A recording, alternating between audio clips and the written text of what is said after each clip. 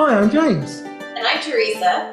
And this is the Creating Normal podcast, a podcast on living a creative life beyond mental illness, where we share our successes and our struggles in life and in art.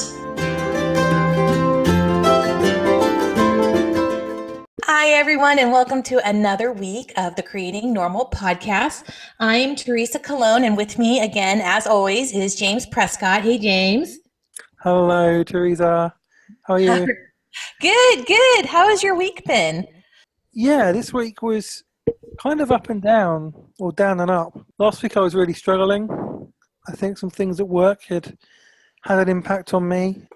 Because I'm sensitive and I'm an empath, I had taken on a lot of emotion from other people in conferences, child protection conferences that I've been in, and which is my job.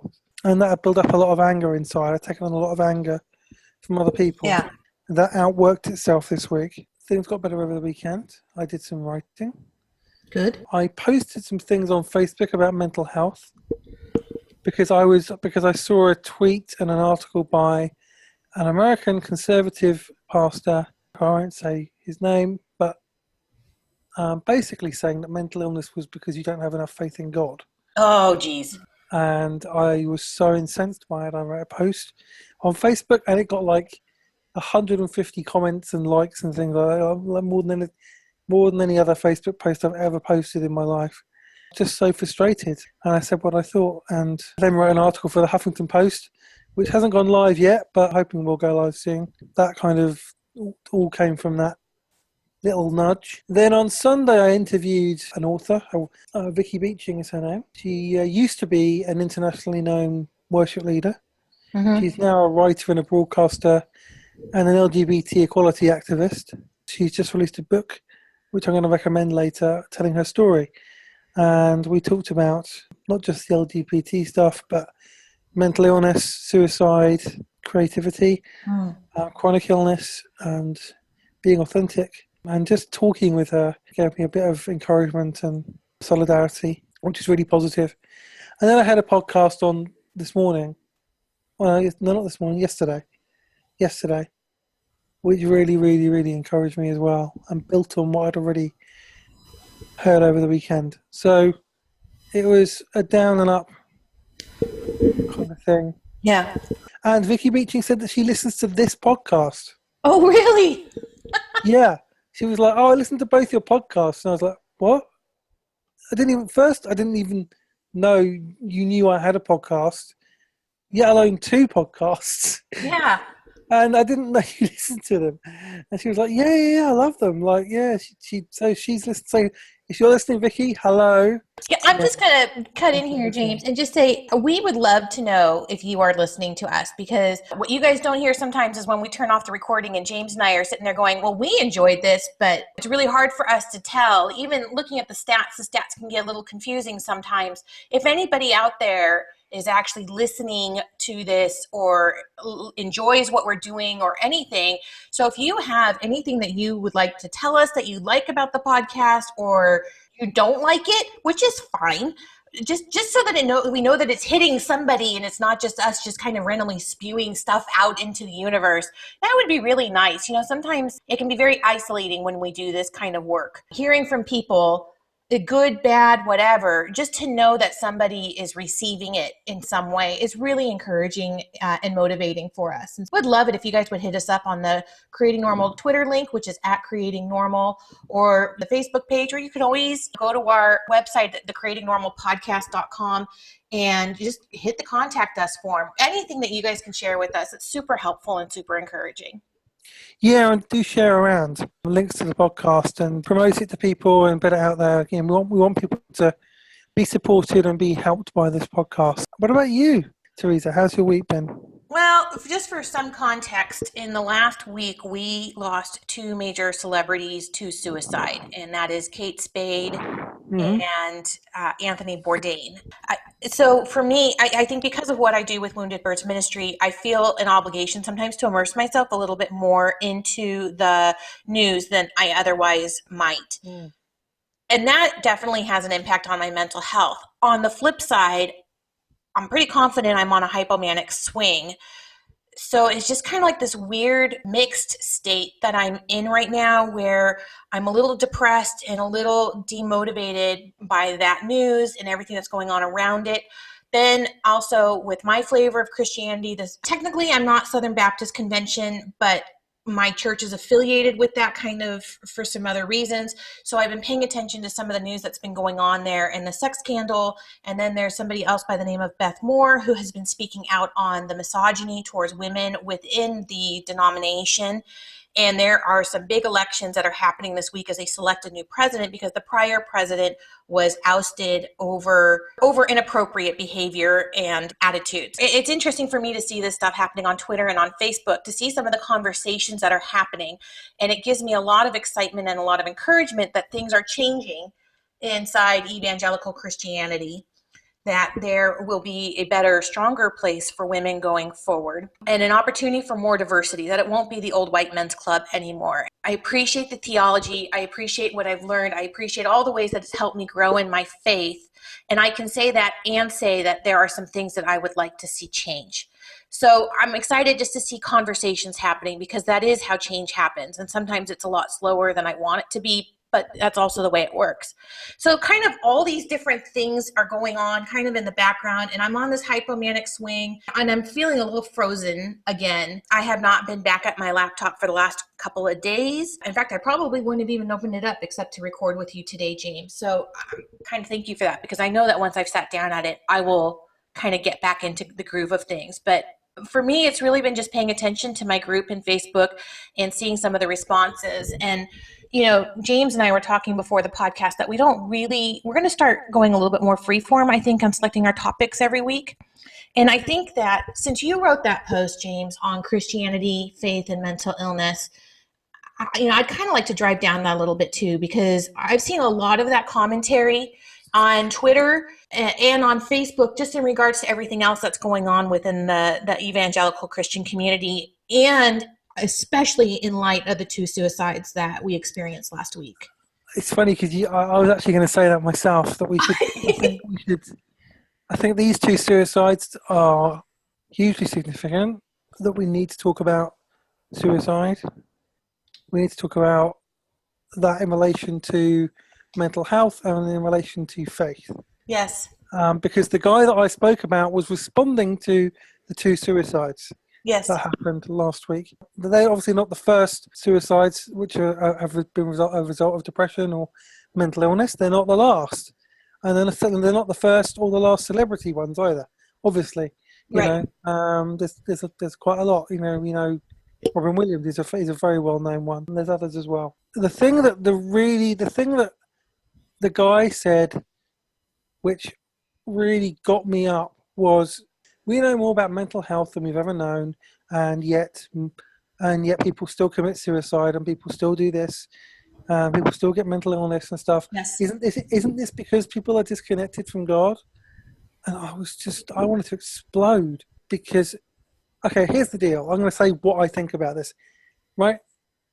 Mental illness has nothing to do with the strength of your faith at all. Amen. Zero, nothing.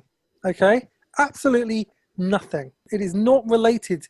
I have a mature Christian faith. I've been a Christian my entire life, 40 years, right? Yes. I have anxiety. I am highly sensitive. I have contemplated suicide. I have depressive moods, and it has nothing to do with the fact that I still believe in God. I still believe He exists. I still trust Him. I still believe in the Bible in a sense. I have a deep spirituality, but it doesn't change the fact that I have mental illness. Yes.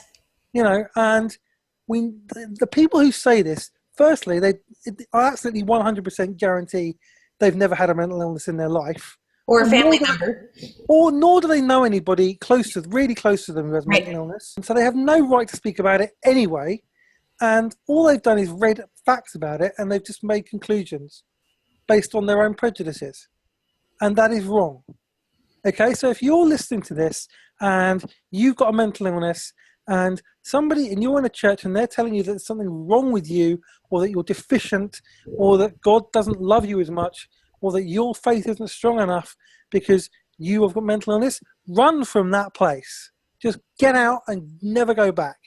because that is damaging, that is wrong, it is not loving. And from a Christian perspective, I would say it's anti-Christ. And I'm getting a bit emotional, but I don't care. This is really, really important. This is life and death. And it's weird because I talked to Vicki, right? Vicki, and this is in her book, so I'm not giving away anything that's secret. Vicki is gay. She knew she was gay when she was 13. She was in public Christian ministry, so she couldn't say anything. She was working in the Bible Belt, basically, as a worship leader, so really couldn't say anything. Her feeling like there was something wrong with her, and that God didn't love her as much because she was gay, and having to keep this secret nearly killed her. Yeah. She got a chronic illness, and she got severe anxiety and depression, got very close to committing suicide. Now, Vicki's a Christian leader. She had a degree in theology. She almost committed suicide because of mental illness. This is actually what bad theology does. Bad theology doesn't help mental illness, it actually causes it. Like one of the reasons that there's been an increase in teenage suicides is because the church alienates LGBT teenagers, and they think God doesn't love them, they think they're not worth anything, they think they don't matter, and so they run away from the church, and then they get depressed, and their families exclude them as well, possibly sometimes, and then they go and commit suicide. That's what bad theology does. Bad theology literally kills people. Okay? Yeah. That's the actual fact of the matter. There's no argument, there's no debate. That's what happens. That's what can happen. And it does happen a lot. Not just it happens in America, it happens in the UK. I think that some of that, James, comes from the fact that mental illness, depression, anxiety, bipolar, they're invisible illnesses. And for a lot of people, they know what it is to be sad. They do know, everybody knows what it's like to feel depressed, although not everyone has experienced a depression, right? So those are two different things. And then they hear that bipolar is mood swings, and they see mood swings. And so as far as they're concerned, it's a moral failing. It's an inability to control yourself and to manage yourself. And as a result of that, it's not seen as the physical disorder that it is. Now, I want to be clear that I do believe that there are two different types of depressive disorders.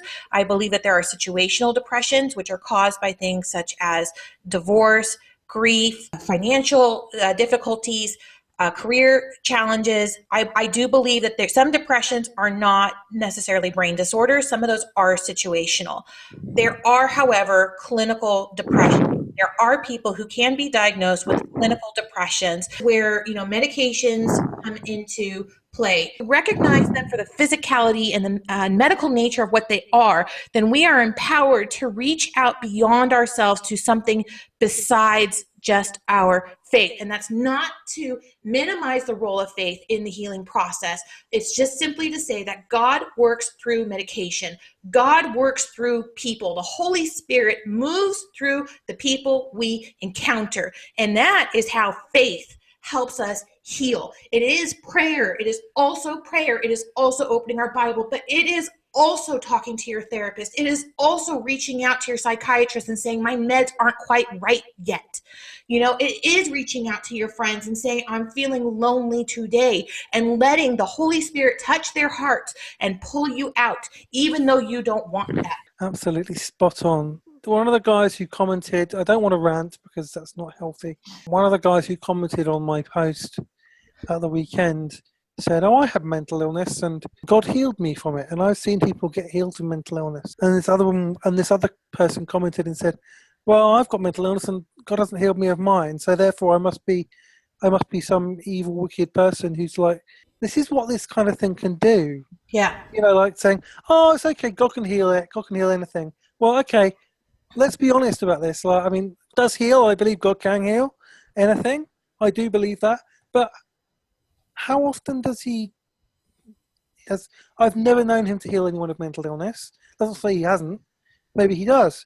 But he doesn't heal everyone, that's for sure. Because if he did, then nobody would have mental illness. And if he did, then nobody would ever die of illness.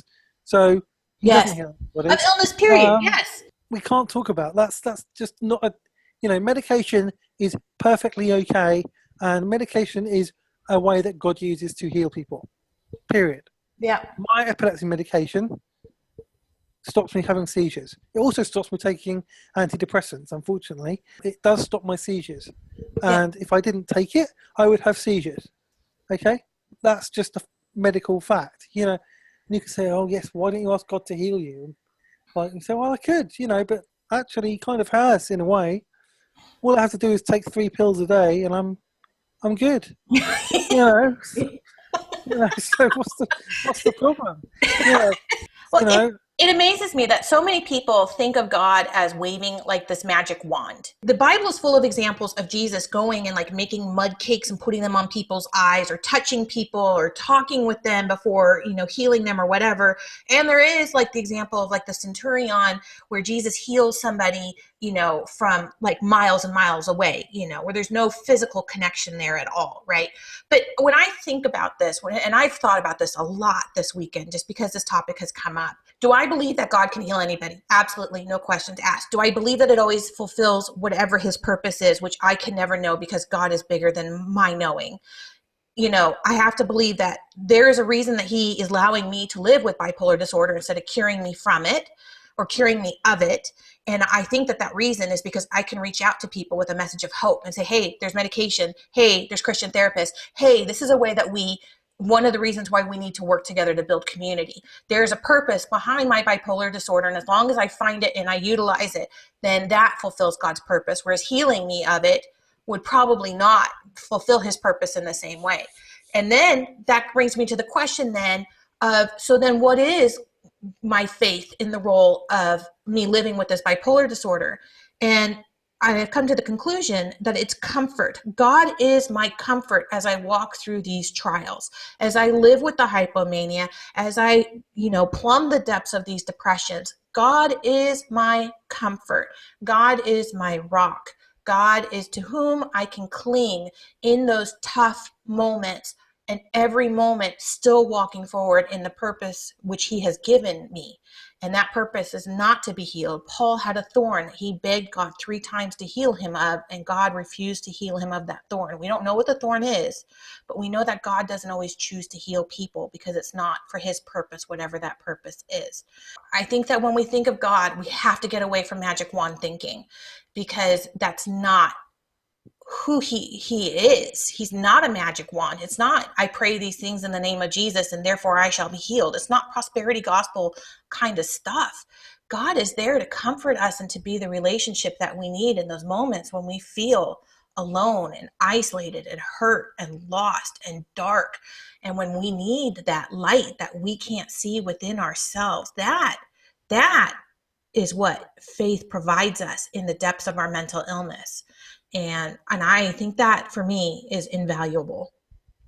Yeah, we've talked about faith a lot in this episode. Yeah. We're not a faith religious podcast. The reason we're talking about faith today is because in the light of the 2 suicides last week, and it's last week when we're recording, it's not last week when you hear it, Christians have spoken a lot about mental illness and why people commit suicide in unhelpful ways.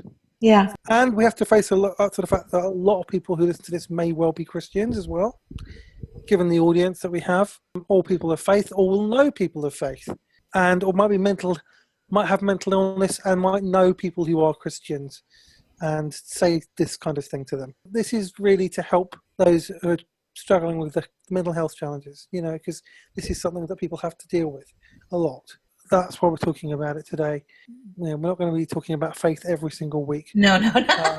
So I just wanted to clarify that for listeners. That's really important. You know, we deal with mental health, we deal with creativity, we deal with the challenges of all of those things. Today, faith has come into that because there are people of faith who have really damaging perspectives on mental illness, and because certain perspectives on faith can drive people into mental illness, and that is a reality. We need to get rid of that. We need to end that stigma. We need to change people's perspectives.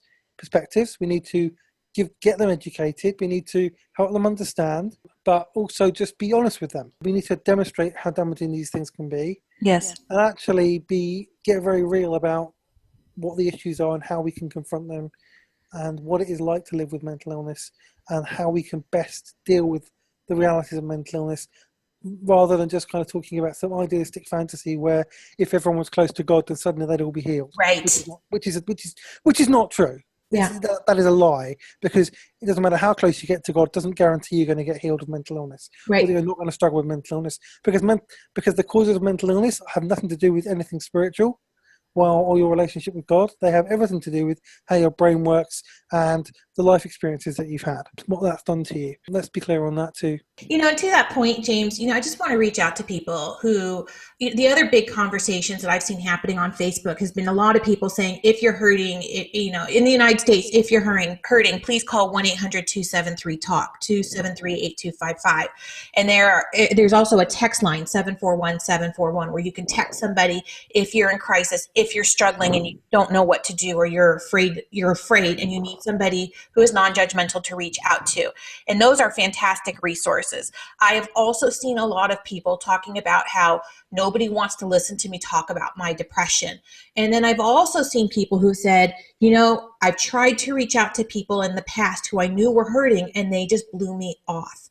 And so I think that the other conversation that we can open up a little bit here is to say that when we are hurting, I know how hard it is to reach out, because your brain tells you that there's no point in it. Your brain tells you that nobody wants to hear what you have to say anyway, and that honestly, the world is probably a better place without you.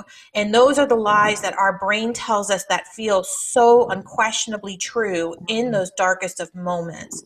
And I would ask you to take that leap of faith and reach out to a friend anyway, and just say, hey, can we go out to coffee? I don't want to go out to coffee, but I need to go out to coffee. Or, hey, I physically can't shower, but can you come over today? Could you maybe bring me dinner or a cookie or a something, and do something to reach out and make that attempt, as and just do something to get yourself reconnected with community. And if you are one of those people who has an amazing friend, an amazing family member who says, hey, I haven't heard from you a little bit, we need to get together, please don't say, I'm not up to it right now. If you haven't been up to it for the last week or two, do it anyway. Let them help you, because you give them value in the relationship, and you honor their contributions and their worth in your life when you do that, and you help yourself. Yeah, I just want to add to this. If you're in the UK, you can call the Samaritans 24 hours a day, 365 days a year. It's free, it's confidential. 116-123. That's in the UK and the Republic of Ireland. 116-123. You can ring them anytime. You don't have to be suicidal to do it. If you just need someone to talk to, they are there. Non-judgmental, really great. I've used them before. They're fantastic. But I also want to say that there's no one-size-fits-all thing here. Yes. We can talk about reaching out. We can talk about all these things, which are all really good, and I would recommend one of them or all of them. But each of us are different. We each work differently. We're each in different circumstances. We each have different issues, different stories. So different things will work for each of us. I can't sit here and say, I've got the universal answer for mental illness or suicidal thoughts or depression or whatever. I have my version of that. Yes. You will have yours. Do try and speak to somebody. Do reach out to try to find somebody. Find community somewhere. Please know you are not alone in this struggle. There is light beyond what you are seeing right now. And I would encourage you to join the Wounded Birds Ministry Facebook group, because we have people who share what their treatment plans are like. And what's interesting is when somebody asks a question about something, inevitably you get 4 different answers as to what is working for different people. Oh, I'm having trouble sleeping. I reduced the amount of blue light. Somebody else will say, you know what, I did that. That didn't work for me. But what did work for me was turning on a humidifier in my room or lowering the temperature in my room. And so, we know, somebody else was interesting. There was a conversation in the group that happened recently, and somebody said, their nephew commented that we are all unique chemistry experiments. None of us, no two of us are alike. And so therefore, no single solution can work for all of us. And we each need to find what works best for us under what circumstances. And the Wounded Birds Ministry group is a good place to go on Facebook to reach out and ask questions. And people will share with you, with no judgment, their experiences and some of the choices that they've made and why.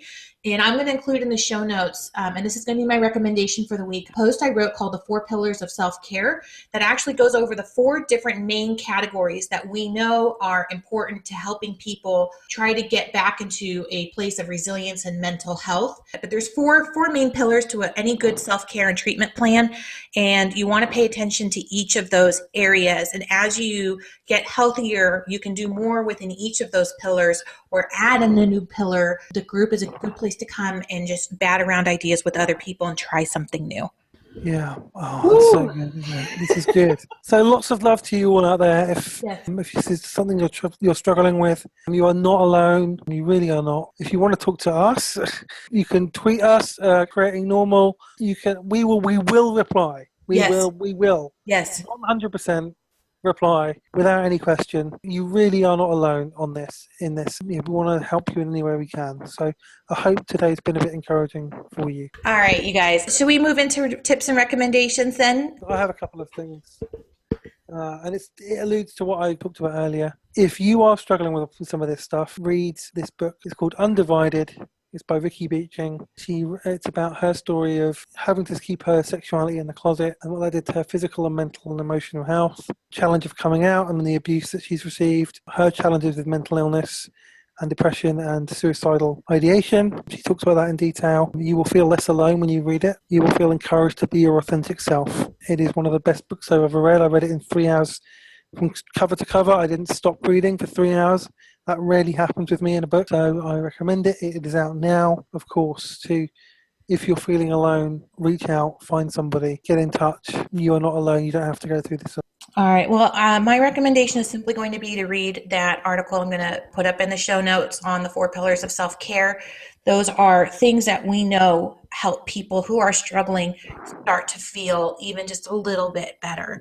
And as I said earlier, sometimes it's not even about taking baby steps, sometimes it's micro steps. So start where you are, meet yourself where you are, as slow as you need to help you feel better.